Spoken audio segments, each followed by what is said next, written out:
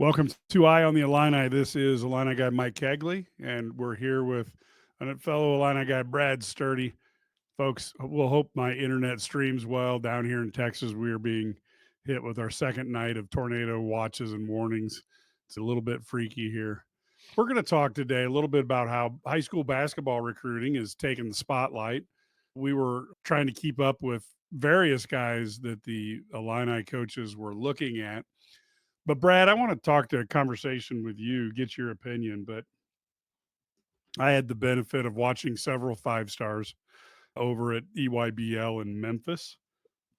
And trust me, the five stars are great athletes.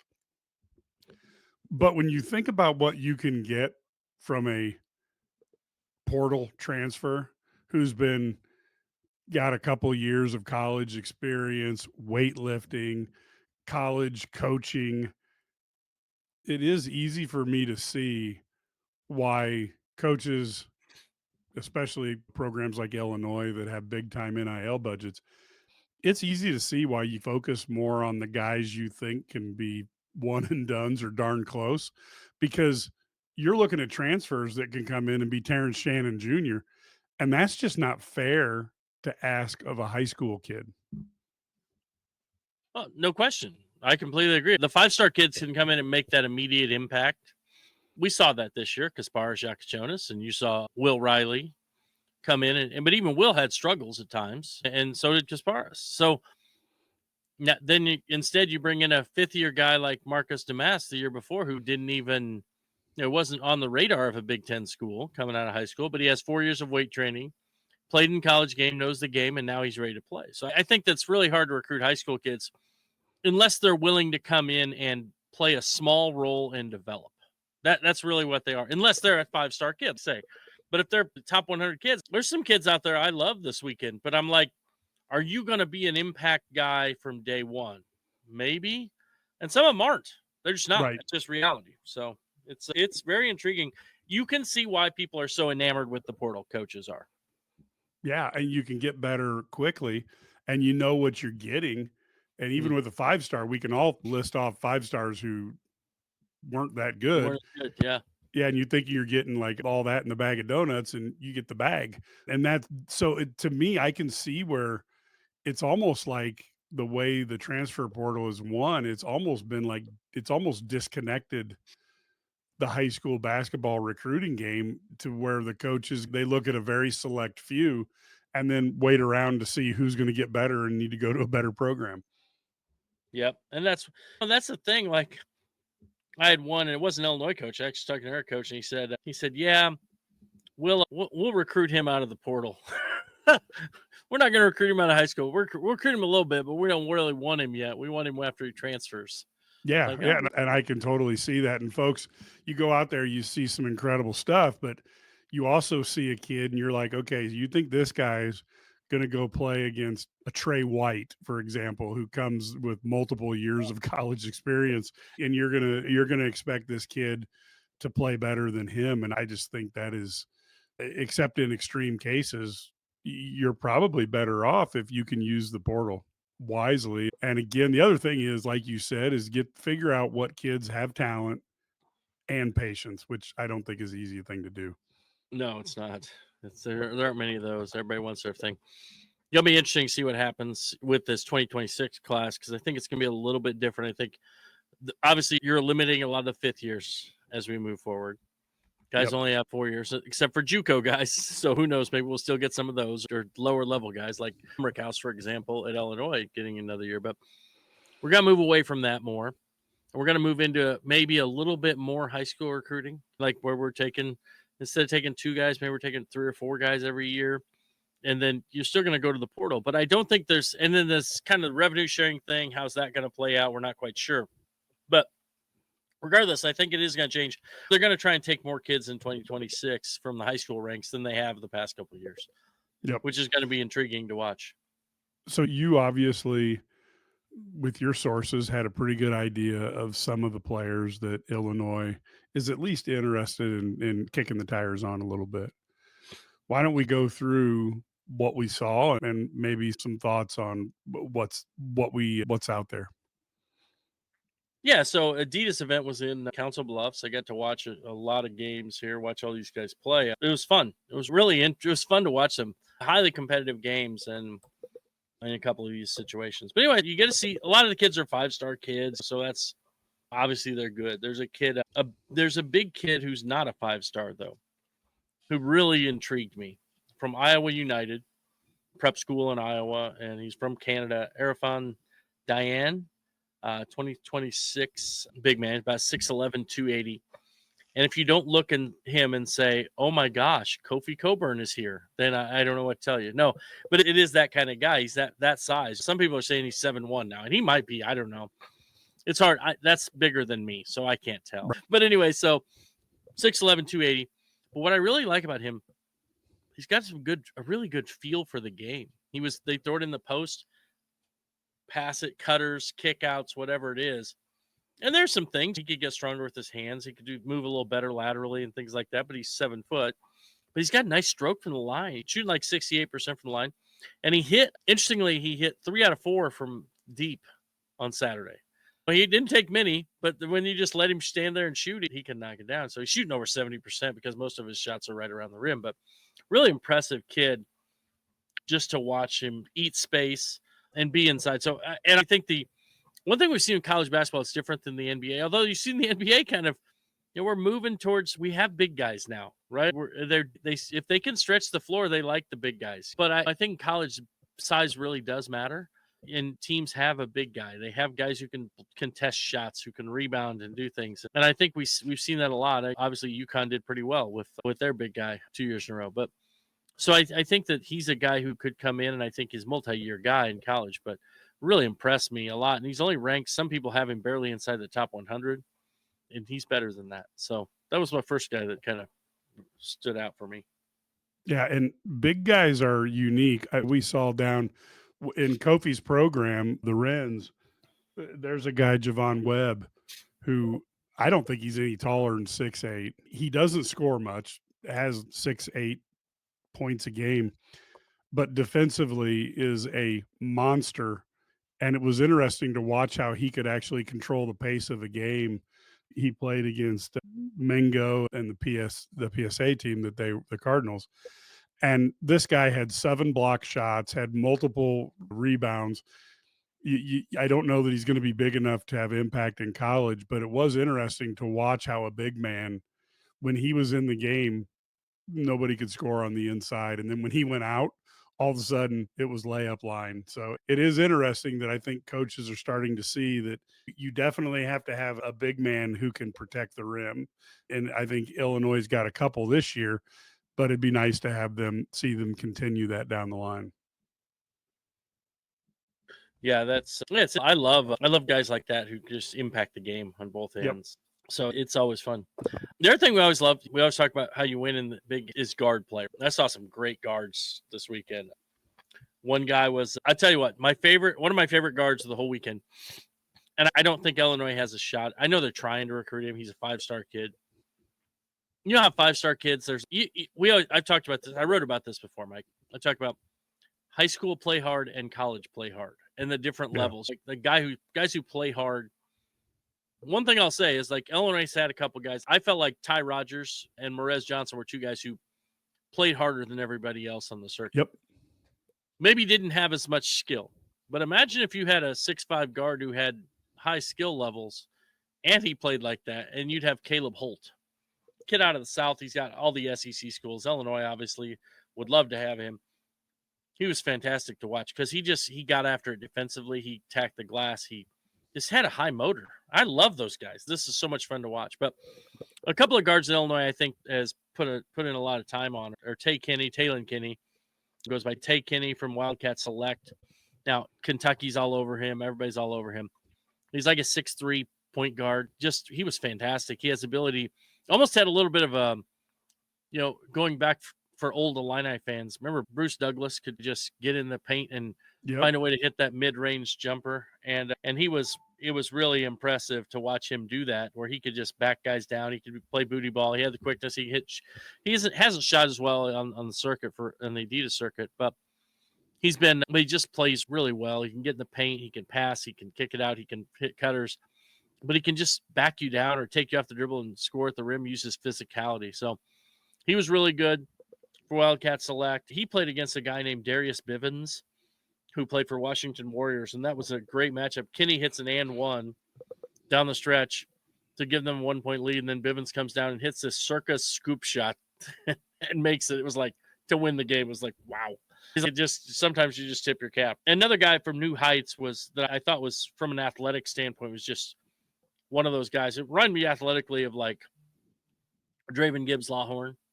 Had that kind of athleticism. Darren Rippey Jr., who was from New Heights. And the thing about him also is that he could shoot it. He was hitting shots off the dribble. He can just get to the rim. Had a couple times where he saw a seam and went down the lane, he dunked it. 6'1". He's throwing down dunks in traffic, and it was really impressive to watch him play. He has nice vision as well. I think he's a guy who probably could. He just needs a little more polish, but I think they don't play him on the ball enough. Maybe I'd like to see what he does with the ball because he got other guards who handle it, so he has to share time at the point. But it's really impressive to watch his athleticism just stand out. He's a kind of one of those guys, but he's really tight handle. Really, he was impressive as well. So guard play, that's what you're looking for. You want those guards, and then we can talk about wings. How tall was Rippey? About 6'1". 6'1". When he's 6'1", but he also goes and throws it down in your face, so it's pretty athletic. Right. So yeah, he was impressive. He did some really good things. Those are elite. Him and Kenny and Holt and even the Bivens kid, they're very high level guards. I think Rippey physically is probably the guy who's most ready to go. Tay Kenny, I think, would be a good player. I think that he's a lot of talk that he's going to end up someplace like a Kentucky or something like that. But I think Rippey's in a really good place. Illinois has done a really good job with him. Orlando Antigua, obviously New York area ties over the years, and gotten some pretty good players out of there for the Illini. Yeah, and of course, from the guard standpoint, I got a chance to see Dylan Mingo, 5-star. I think he's ranked number 9 by one service. It's interesting because you hear the IO comparison with him and his size. He is a legitimate 6'5" in his shoes. I do the stand next to him test because I'm like 6'3" in shoes, 6'2.5" in shoes. And this guy is clearly bigger. The thing that he did that reminded me of IO was when they needed a bucket, he would get the ball, whether from the wing or if he was playing point guard, and he would pressure the hoop.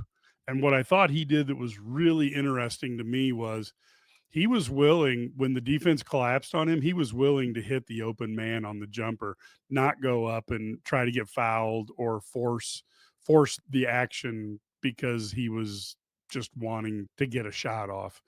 And I thought that was interesting. The other thing I think was that he did that impressed me was his ability 3 times against good competition to steal the ball in the open court and make another guard look stupid. Again, I've had it done to me. You get pickpocketed and you're like, "Oh, man." But he's doing that to guys who are really good, not people like me. I thought that was really good. And with a 5-star, of course, you're talking a guy who Antigua has, again, East Coast connections. But Jeff was there watching him, Jeff Alexander. And I thought this kid reminded me either of Io, also reminded me of a player out of Dallas right now by the name of Spikes, who's going to Tennessee. But this one, Mingo, was a couple inches taller than the guy ranked in the top 30. But Mingo's a couple inches taller and a little more athletic. I thought he was a guy that Illinois could also see being a guy who can make a difference pretty quickly. Yeah, he's an instant impact guy, I think. The one thing about him, you talk about the IO comparison, he's a little bit more shifty. Yes. Than IO, yes. right? Yes, he is. IO had that straight line where he could, if he gets going, he's fast as anybody going downhill, gets going. Yep. Mingo's got a little bit more, I don't know, shake and bake type. His crossover he broke some ankles. And when you get to this level. That was just your ankle watching. Yes, it was right? Yes. And I went down on the sidelines and people helped me up. No, I don't blame you. Now, let's go through some more guards. I wanted to get your opinion. It was unfortunate. I was on a jam schedule because I had a lot of work commitments as well. So over in Memphis, I only got to see Devin Cleveland for one game, and he tweaked his hamstring. And so the one game that he didn't score like 25 points, that was the game I saw. 6'1", and you know who he reminded me of? He reminded me of a shorter JJ Taylor. He plays outside, he dive bombs, and then when you come out and guard him, he goes around you. Yeah. He's a really talented kid. Maybe I'd like to see him in a system where he is used differently, maybe, but he's a really talented kid, no question Yes. about it. You have him and that, and obviously two of those guys are leaving, but that the big three in 2027, when you have Jackson Davis and Devin Cleveland and why am I drawing a blank Thompson. from Bolingbrook, Davian Thompson. So you got those three guys that are obviously kind of the big three, but I think Thompson had 41 one game, didn't he? Didn't he go off for 41? Yeah. But so I think it's interesting to see how they're going to develop. Jackson Davis is more of he's just a polished point guard, really handles the ball well, does a great job with that. He helps set those guys up. That's why helps Davian Thompson score. But Cleveland's on the fire. The other two guys play for Mean Street, so it was fun to see them match up. But Cleveland, I think we'll see what happens with him. I know he's got some connections there. I thought he would grow. I thought he'd be a little taller. I really thought he would grow more. But he's interesting. I don't know if he's a pure point guard. So is he undersized 2? I think he's probably an undersized 2, a little more than that. Yeah. Combo. He could be a combo, maybe.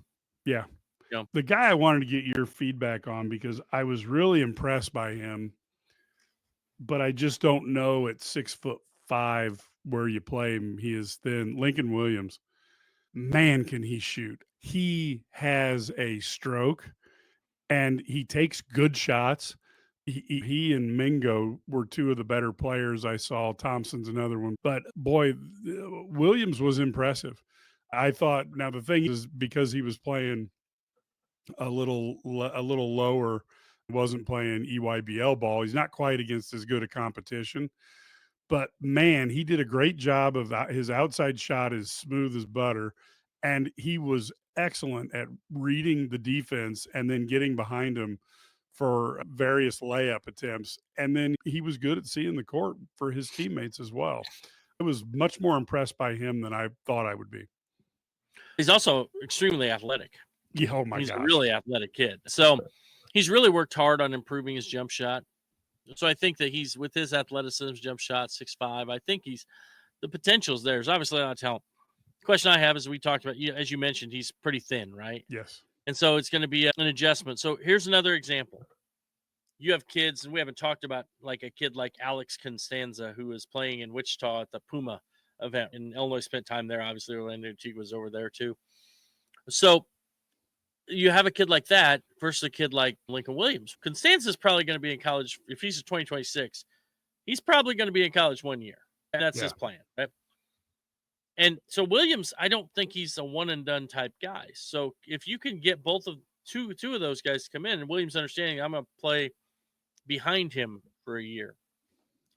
Can he do that? Yeah, I think he could. I think he'd be fantastic as sophomore year after a year of body by Fletch, where he can gain 15 pounds of muscle and can keep even increase his quickness and agility and things like that. So yeah, I like him. I'm a big fan. I think that in-state kid, you don't get a kid who pretty close south side Chicago, they're pretty close Champaign. I think it'd be a lot of fun to see that kid because his athleticism, I think, is off the charts. I think it could be really successful there. So I like him a lot. Now, Mike, I got to ask you, the Mean Streets team that Illinois offered the Quentin Kit, right?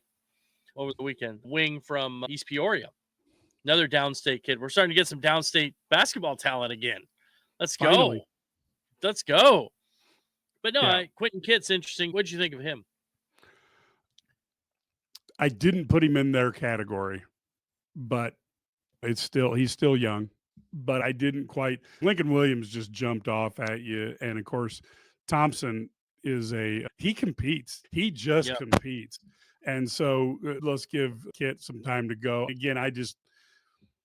Again, I'm not saying anything negative. It's just that there are other guys that impress me more. Yeah, and that's fair. The one thing I like about Kit is he's a competitor. Yep. And what I like about him is he's 2027. He's from downstate. And I think that's Yep. where they've offered other guys before over the years, downstate kids. And it doesn't necessarily mean that they're going to take a commitment from them right now. But I think you want to make sure you're in the mix in case this kid continues his development. Because his Exactly. progression from last year to this year Yep. is fantastic. He's really grown up as a player. I think he's gotten a lot better. I think that's always fun when you see a guy like that. So pretty cool to see a young kid like that. And I think he's obviously got to be pretty excited about getting the Illini offer. Yeah. Being Oh, that it's great. And look, let's think about it. We don't have Marcus Griffin on tonight, but that Peoria connection kept Illinois at the top of college basketball for a few years. Yes, it So did. it would be nice to see that grow. And of course, there was an era when Springfield had some incredible talent. Not all of it went to Champaign. Goodness gracious. Lincoln, Illinois had a Brian Cook. Yes, yes. And you had, what was his name? Duff. Gosh, back from even a generation earlier. But there was Blop, and Chuck. blop. Oh, Yeah, no, it had Chuck Verderber. Remember yeah. went to Kentucky. Yeah, Hating so yourself, Mike. yes, I know, but and I was a little kid. I'm like, why would you go to Kentucky? You could go to Illinois. Exactly. When you're young, you don't think quite the same way. But look, people are asking about him. Costanza. That's the name that people have heard. You got a chance to watch him. What are your thoughts? Give him maybe a description and kind of what you think he brings to the table. He's got size. He can deck it. He can do a lot of different things. He's got a complete game. That's the way to look at it. And I think that now I believe this, and I'm not saying that he's not extremely talented, but he's 6'8", he's 200 pounds. I think the thing about him is probably he needs to stay in 2026 and be a one and done. I think if he goes to 2025, he's going to be a little bit, that progression is going to be really steep. It's going to be you come in right away. That's not saying he wouldn't come in and play. I think in 2025 he can come in and play. But I like him because he can shoot it, he can deck it, he can do a lot of different things. He's just got like I say, he's got a complete game, and he doesn't. The thing is, the one thing I'd like to see him more is I would have loved to seen him be on maybe the EYBL, right, or something like that, because I think we'd see more of him, or more. We'd obviously get more opportunities to see him on different things. But no question, elite talent. And he's one of the highest ranked players in the league he's playing on. I think he could be a 3 down the road. Okay. I think he could also be a 4 in college. He's 6'8", 210, 205, 210, whatever he is. And he can also use his strength. He can post you up. He does a lot of really good things. He's really athletically. How was he? He's plenty athletic, especially at 6'8". Yeah. He's plenty athletic. I don't really have. Honestly, he's one of those guys. I think he's going to be an instant impact guy in the class for 2026. He'll come in, probably be a double-figure scorer as a freshman. That's what I think. A lot of people have compared him to Will Riley, and I don't.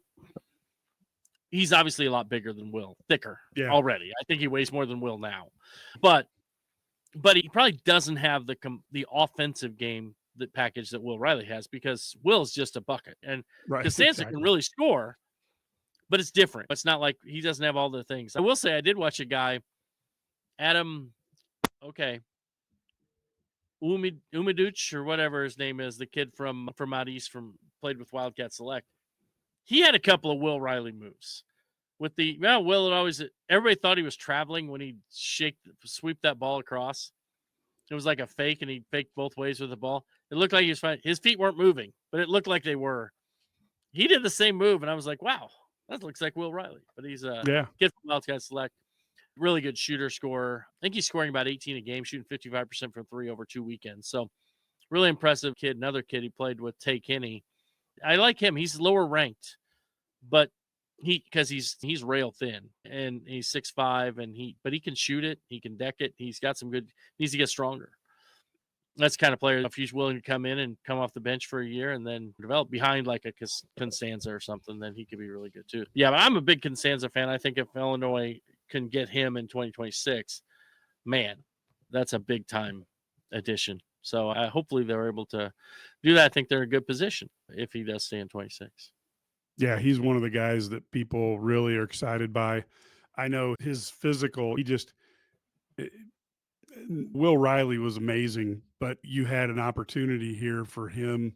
This guy comes in built better than Will Riley, and you saw how successful was. And yes, he will be. If he does come to Illinois, he'll change his name to Alexi, and Kostanzovic is as good, or Kostanjovic might be the other way to go. Yep. It's awesome. Everybody's Cam Bratislav Sturdovic on Twitter now. So I just had a guy from Kentucky, one of the Kentucky sites, message me, "I love your new name." I said, "Well," and I just rebranded our podcast. The IlliniGuys guys. There you go. We have another kid. Can I mention another wing? Yes. It's fun to watch. Very intriguing. Was Bo Ogden from Texas. Of course, down in your neck of the woods, Mike. His dad is at Texas. He's the general manager. Long time, like he's been there for like 17 years or something like that. Texas grad. So hard to see him not going to Texas. But he hasn't committed yet. But this dude's a bucket. He makes shots. He has this little. He does the same move all the time. He did some booty ball too, but I love this little. He has this little jab step move. He just jab steps. They'll get a switch, get a bigger guy, and jab steps, and they just rise up and steps back and shoots it. Never even dribbles. Just that jab step gets that defender to give him just a little bit of space, and he goes up and shoots. So it's fun to watch him. You know, you can tell he's really skilled. Obviously, a coach's kid, as they say, for real thing. But so it's hard to see him not going to Texas, but I guess there's always a chance. Yeah, if he changes his name to if he changes his name to Ogdenovich, you just never know. Yeah, and look at Brian Cardinal. That's true. Thanks for reminding us. Yes, exactly. The older Illini fans are now unhappy with me, but just came to my mind. Any other players that are out there that you wanted to touch base on for fans to think about? No, it's always the other thing. It's always interesting to see who Illinois offers out of the period. So we've talked about some of those guys already, but you look at Anderson Diaz as a 2027 kid from New York that they offered as well. UCLA also offered, so he played for the. Did you watch him? He played for I think he plays for the Wrens as well. So it's just really he had against the Expressions Elite. He had 21 points, 5 steals, and of course they were there and watched it, and so really impressive. And he's a guy who really also was a really good defender. So he had a really good Saturday, and Illinois offered him. So that's fun. We mentioned Quentin Kitt also getting an offer. Good to see these guys get these offers. And I don't know how this works. There's a guy, another 2027 was from St. Louis, Scotty Atkinson. Illinois talked to him. He posted that they re-offered him. So I'm trying to figure out what that means. I don't know what that means. So did they offer it and take it away and then give it back, or did they just tell kidding? him? Psych! You've got an offer still. By the way, can we let's talk golf recruiting, right? Yep. Did you see Dane Huddleston, the WAC golfer of the year, and is coming from Utah Valley? This is not the first transfer from Utah Valley. Who else did they get from Utah Valley? Was it Justin Hardman from Utah Valley? Then there we are. Then that sounds like a good win for Illinois. So they're going to the Elite Eight next year because they got it from Utah Valley. Mike Small will do what is necessary to win. There is no doubt that man is phenomenal.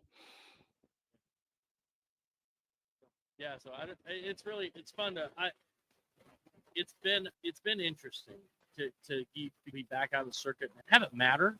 I feel like 2026 is the first time it really mattered. It was always like, whatever. Yeah, last year was the most year of recruiting I can remember.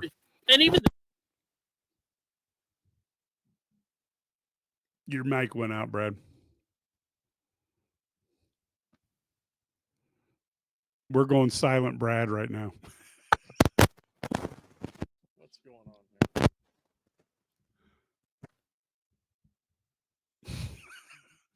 This is the fun of live. Unless the fans tell me they can hear you. Maybe it's just me. Started to hear you a little there. Started to hear me now? Yes. All right. No, but I think even in the spring, they're bringing in guys from Europe last year and all these guys that you don't get to see them except on some film here and there. So you don't necessarily get to watch complete games. You don't get to watch them in person. Different world. So it's so much fun because this is like when I started doing this 20 some years ago, I'd go to these events and it was so much fun. And there were events back in the day, when I was the only one. I remember watching Brandon Paul in some back room gym, and I don't even know what town I was. One was Vegas, one was Akron, Ohio, different places, and being told don't hype him up too much because then everybody else will know. Now it's different. Everybody sees everybody, so it's a little bit different animal. But yeah, I remember. Where will they be next week, Brad? Because next week is another week that the coaches will be out there. No, they're not. That's it. They're not. Not. But the EYBL is in Kansas City. Okay. So if you're in Kansas City, you can grab some barbecue and go watch Nike EYBL teams all the way through Monday. So they got Friday through Monday there. So that should be fun. And then it shifts back, and there's 2 open weekends in June, but they're high school weekends mostly. Riverside Brookfield has a great shootout. I love Mike Reingruber runs a great event up there. Always fun. I won't be there this year for the first time in a long time because my daughter's getting married. Oh, sweet. I have to go to. My wife's making me go to that. You know how it is. Did you not give her the schedule? I should have. It was. Yeah. Sorry, honey.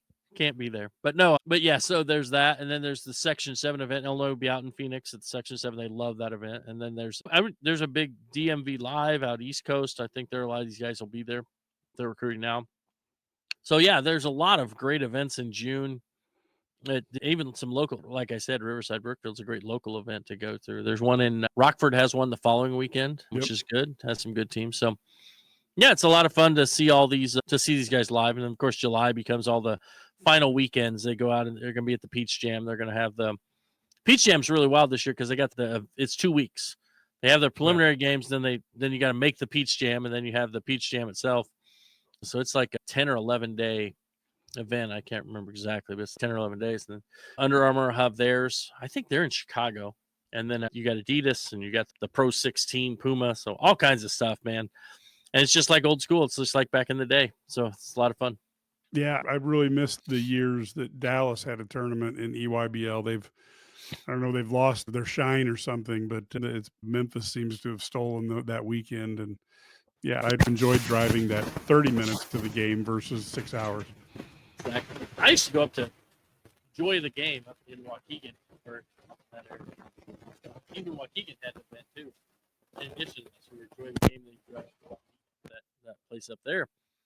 It was great. It's just so close. And we go over to Indiana for events over there in the Pacers Athletic Field House, as it's known. It used to be over there. Yep. Big events there. Yeah, it used to be much closer. So it seems like I got to drive more. Putting miles on my car. But that's okay. It's all good. We don't have too many questions from the fans tonight. Yeah, is high school recruiting still a thing? And we talked about that early on. It's not what it used to be. And we can certainly see why coaches decide, hey, I'm going to go ahead and focus on the portal because you can get a guy who's got maybe not as much athletic talent, but 2 years of working out and college coaching and college training. And they come in and they're used to playing against that level. And sometimes they can make the same difference as a 5-star and maybe be a little more consistent. But yeah, high school recruiting has changed a lot since Brad first invented it. I don't know if invented's the term, Mike, but yeah. No. Yeah, it has changed. I mean, it was different because you used to get all your team because transfers had to sit out a year. So you couldn't really live on the transfer portal. You could take transfers, but you better have some guys coming in from high school ranks to help you. Definitely weird. But yeah, and so are we going to see a gradation college universities between those that take players, develop them until they transfer, and those that have the bags to buy the transfers once they are developed? I think we're seeing that already. Yeah, that's what we're seeing. I'm hoping it'll shift back to being more developmental guys than before. I really would like to see that. I was actually talking to one of the Illinois assistant coaches about this, and they were like, they hope that it gets a little bit more like it used to be, where you can actually recruit high school kids. Because let's be honest, last couple of years, you couldn't really, it was hard to recruit a high school kid with the portal the way it is, including the spring. Because where are you going to put them? If you're bringing in guys, you're have a guy, Illinois brings in a guy like Stojakovic who averaged 20 points a game. What high school In guy are you college. getting in college? What high school guy are you getting who's going to come in and be a 20 point per game scorer? There aren't many, right? How many freshmen come in? Yeah, I think that we saw that with Dame Sarr. You got a guy who's literally one of the better players in Europe, and you got Stojakovic. That's not a hard choice. I'm sorry, No. it's not a hard choice. And I love Dame Sarr. Yes, I exactly. mean, I think he's fantastic. The thing about him is even Duke didn't pick him. They picked Cedric Coward, right? Because he's like 42. So they went with the old guy. But then when Cedric Coward said probably going to stay in the NBA draft, what do they do? Now they're going to go get Dame Sarr. Yeah. So feel bad for Kansas missing out on him, right? Yeah, it's Bill Self seems to have lost his golden touch, the Midas touch. Nick, because everybody's paying guys now. It's the thing. You're not agree. the only one. You don't have to have a secret bag. You just have a bag. Yes, exactly. And that's I don't know. I'm gonna take the other side.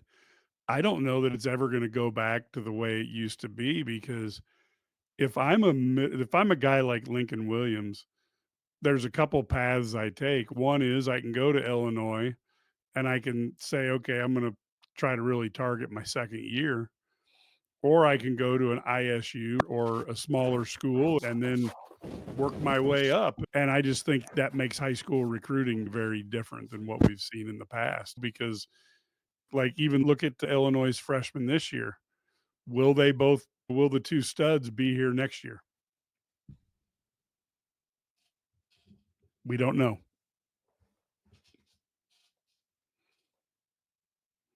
So I think we are relatively here towards the end of our show, folks.